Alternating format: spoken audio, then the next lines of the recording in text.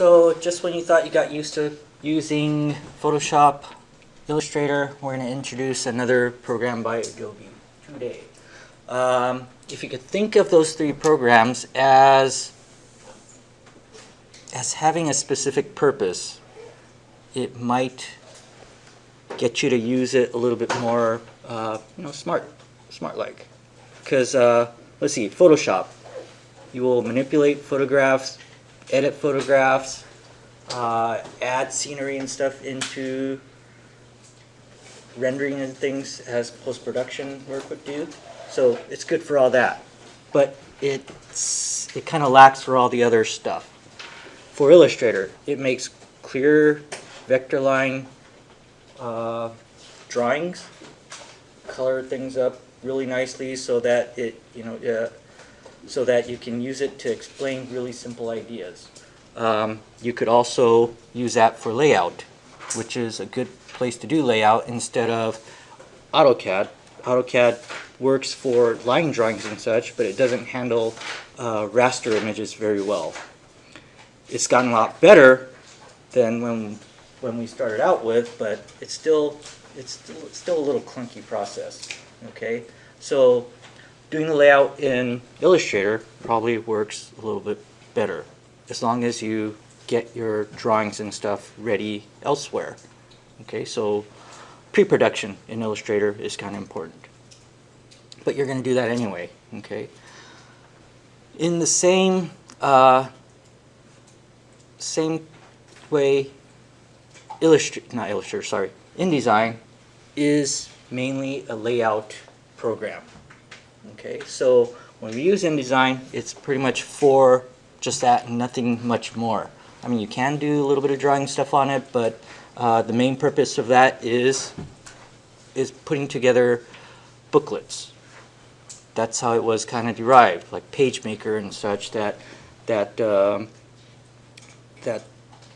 designers would use to put together a series of layout books and magazines and all that. So that's what it's good for. Some people use that program as a layout sheet, like how we would use Illustrator, but I think for that purpose, just to lay out a board, maybe Illustrator would work better. I guess you could be the judge of that, and you can try to kind of explore all those different programs and see what works best for you. But today we're going to try to introduce you to InDesign and see how quickly we can put together what we just did from Monday. Okay, so I have prepped a few of the images that we've used in the last presentation or last booklet that we made, but I have modified these stuff in Photoshop. Basically, they're all the same drawings. Let's see, large, extra large. So basically, they're all the same photographs. I have the same JPEG image as well as PDF image right here. We have these images that are all the same, house 3, house 3, house 3, house 3, but they're all in different, little bit different. Like this one is going to be 72 ppi, this one is 144 ppi, this one is 150 ppi, but it's reduced to a 6:4 size. Okay, this is 144 ppi, 8:10, or I'm sorry, 8.5 by 11 size. This one is 8.5 by 11, 150. I don't know why. Oh, but it's cropped already.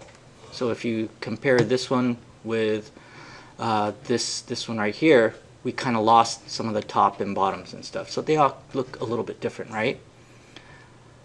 When we use InDesign, we're going to have to kind of do the pre-production for it. Well, if we do the pre-production, things will go much, much smoother. Okay, kind of like how Illustrator was, but this one a little bit more. At least in terms of resolution and such. Okay, so what we're going to do is to go ahead and open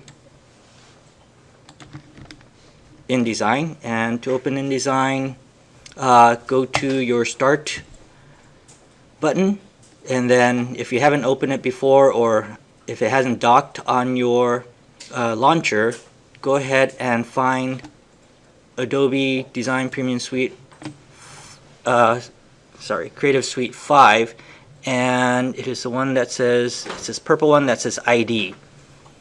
Okay, and Adobe InDesign CS5. Okay, just a bit of side note, I kind of started learning, or I kind of used InDesign when we had the CS6 here, and since we reverted back to CS5, there's some stuff that I don't know how to get back to, but we'll figure that out. Huh? Why did we revert back? Okay, so this is the start of Adobe InDesign. So when we get to the splash screen, or you could go to the file, go to New Document, create new document. I know we're going to create books, but instead just go to Document, okay? And then we'll start from there.